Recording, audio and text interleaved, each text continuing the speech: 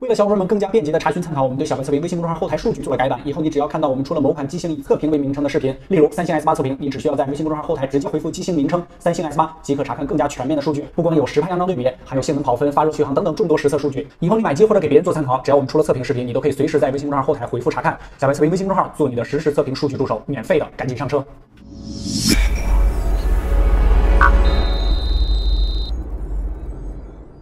Hello， 大家好，欢迎收看这一期的小白测评，我是王炯。今天这一期的测评视频，跟大家聊的是小米 Note 3。小米的这个秋季发布会上，这个风头基本上都被 Max 2给抢去了啊。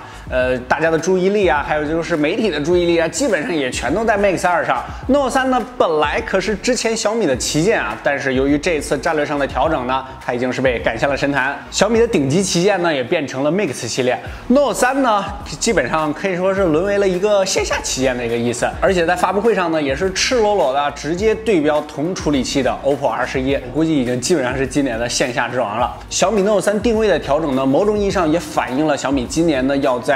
疯狂扑线下的这么一个意向。OK， 小米第一款性价比的线下旗舰啊，你没有听错啊，也就只有小米能玩线下还性价比啊，不客观真体验，小白测评，小米 Note 3马上开始。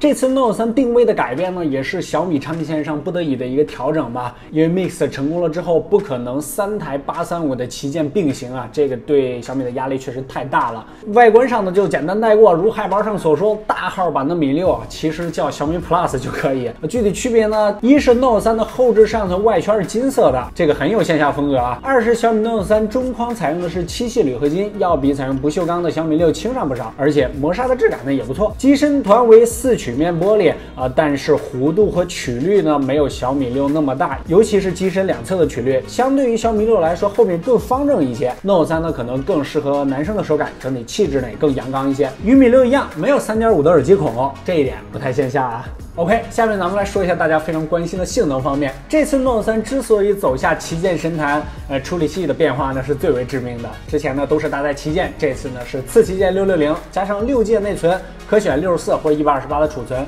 并且最重要的是 eMMC 5.1的闪存。UFS 和 eMMC 的实际使用区别呢，在荣耀9的那期视频呢就跟大家聊过了，主要是在大数据的读取或者是双向读写的时候会有比较明显的差别。但这个配置呢，在目前线下市场来说也算是挺强大的了，和发布会上对标的 R11一样，都采用660的处理器，市场定位呢还是挺准确的啊。跑分环节，有小伙伴说我们开箱的时候这个小米的跑分呢都比较偏低，中肯的说，小米在安兔兔的跑分中呢确实不太稳定，高低差距有时候会达到2万多，别的机器呢高低差距可能在1万多左右，但相对于4G 内存的 R11和 Note 3呢，有时候还会被反超啊。不过多数跑分之后呢 ，Note 3呢并没有因为发热而降频，分数呢也趋于稳定，这一点还不错。3D Mark 测试中 ，Note 3与 R11基本无差别，处于同一水平。理论跑分完毕，看看实际的游戏情况。首先是国民游戏《王者荣耀》，这还出了个小插曲，在我们录第一版素材的时候 ，Note 3还不支持高帧率模式，但是就在后期的时候，它又支持了。但是肯定要本着认真负责的态度嘛，又重新测试了一遍。Note 3呢，基本上都稳定在55帧以上，就算是在复杂的团战中呢，也没有掉下50。但是如果你连续玩呢，还是会掉下来的。R11呢，大家都知道啊，有这个 buff 加成啊，给交了保护费了，全程的帧率也极少掉下了50帧。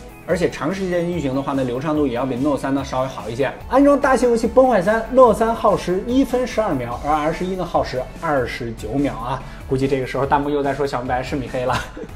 GPU 呢是个 Adreno 的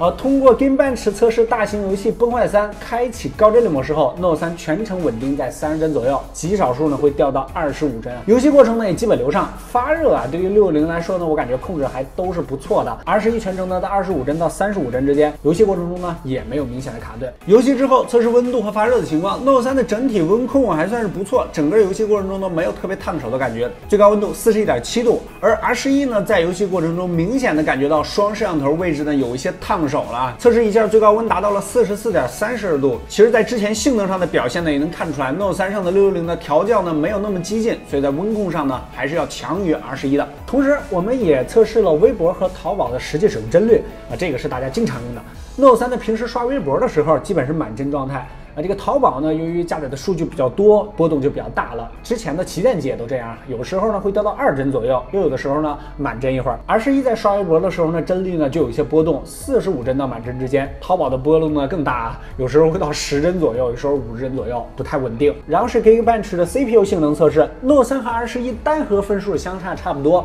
多核分数呢 R11呢稍微胜出那么一点，不过这也是波动的范围之内。不过出人意料的是，它俩的多核分数居然比小米6的高。这个小米的手机确实在跑分的时候有点不太稳定。接下来呢，小白测评的特色项目啊，20款应用的打开及后台驻留情况。第一轮打开的时候 ，Note 3在前18款应用啊表现都很不错，但是 WiFi 万能钥匙呢点开了4次才成功，稍有一些卡顿。R11呢打开应用的时候比较流畅，没有遇到一个卡顿的情况。在第2轮查看后台情况的时候，R11呢一共杀死了3个后台，分别是微博、高德地图和王者荣耀。而且在重新打开优酷的一瞬间呢，也是有白屏的情况啊，总共耗时3分41秒，比 Note 3呢还是要快上不少的。Note 3在第2轮呢并没有应用在后台杀死，但是打开微博和淘宝的时候呢，出现了比较明显的卡顿，打开和退出王者荣耀的时候也是卡顿比较严重，一直回不到桌面。最后2轮总共耗时4分45秒。总体的性能测试环节下来，感觉 Note 3在调教上呢稍微欠点火候，并没有小米6那么成熟，